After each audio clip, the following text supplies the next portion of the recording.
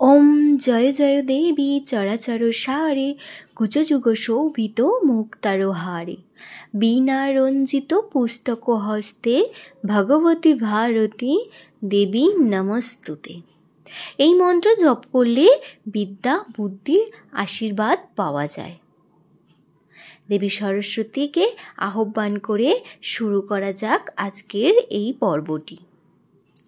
ভুল করেও বাগদেবীর আরাধনায় ব্যবহার করবেন না এই ফুল, মায়ের রোষে হবেন বুদ্ধিভ্রষ্ট। এই বছর বসন্ত পঞ্চমীর উৎসবে ফুলের সঙ্গে সম্পর্কিত কিছু বিষয় মনে রাখবেন। আসলে কিছু ফুল আছে যা মায়ের কাছে খুবই প্রিয়, আবার কিছু ফুল আছে যা মাতৃদেবীর কাছে মোটেও প্রিয় নয়। ব্লগার ঐতন্যর আরও একটি পর্বে আপনাদের সকলকে স্বাগত। আশা করছি আপনারা সকলেই সরস্বতী মায়ের কৃপায় অনেক ভালো আছে।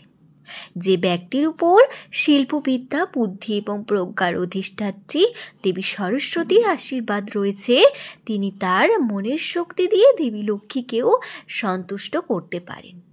মা শারদার উপাসনা পড়াশোনায় মনোযোগ দিতে সাহায্য করে। বসন্ত পঞ্চমী অর্থাৎ সরস্বতী পুজোর উৎসব শিক্ষার্থী, শিক্ষক এবং শিক্ষার সঙ্গে সম্পর্কিত প্রতিষ্ঠানের জন্য খুবই বিশেষ।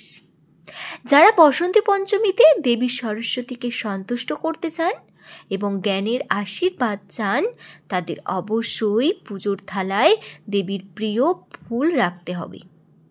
মা শারদার প্রিয় ফুল নিবেদন করলে মা সন্তুষ্ট হন এবং আশীর্বাদ করেন। এমন পরিস্থিতিতে আসুন ফুল সম্পর্কিত কিছু গুরুত্বপূর্ণ তথ্য জেনে নিই। তার আগে আপনারা ভিডিওটিকে লাইক কমেন্ট করে একটা শেয়ার করে দেবেন। তো শাস্ত্র অনুসারে দেবী সরস্বতী সাদা এবং হলুদ রঙের ফুল খুবই পছন্দ করেন, তাই তার পুজোয় হলুদ এবং সাদা ফুল নিবেদন করার চেষ্টা করবেন। ফুল দেওয়ার সময় আপনাকে বিশেষ যত্ন নিতে হবে যে ফুলগুলি যেন বাসি বা শুকনো না হয় এবং যেন ফুলগুলি খাঁটি হয়। সরস্বতী পুজোর সময় মা সরস্বতীকে সাদা এবং হলুদ ফুল অর্পণ করুন। গোলাপ, পদ্ম এবং গাঁদা ফুল মায়ের খুবই প্রিয় ফুল। প্রেম ও ভক্তির প্রতীক জুঁই ফুল দেবী মাকে নিবেদন করা যেতে পারে। দেবী সরস্বতীকে জুঁই ফুল নিবেদন করলে মানসিক শান্তি পাওয়া যায়। দেবী সরস্বতীকে অপরাজিতা ফুল নিবেদন করা যেতে পারে। এটিকে শুভ বলেই মনে করা হয়, তবে অবশ্যই তা যেন সাদা হয়।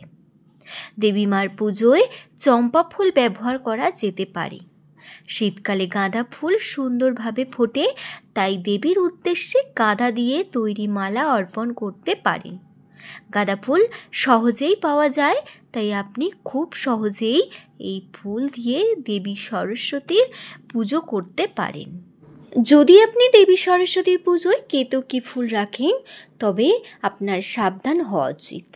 পুজোর উপকরণে কেতকী ফুল অন্তর্ভুক্ত করা বা দেবদেবীর পুজোর সময় ঈশ্বরকে এটি নিবেদন করা নিষিদ্ধ।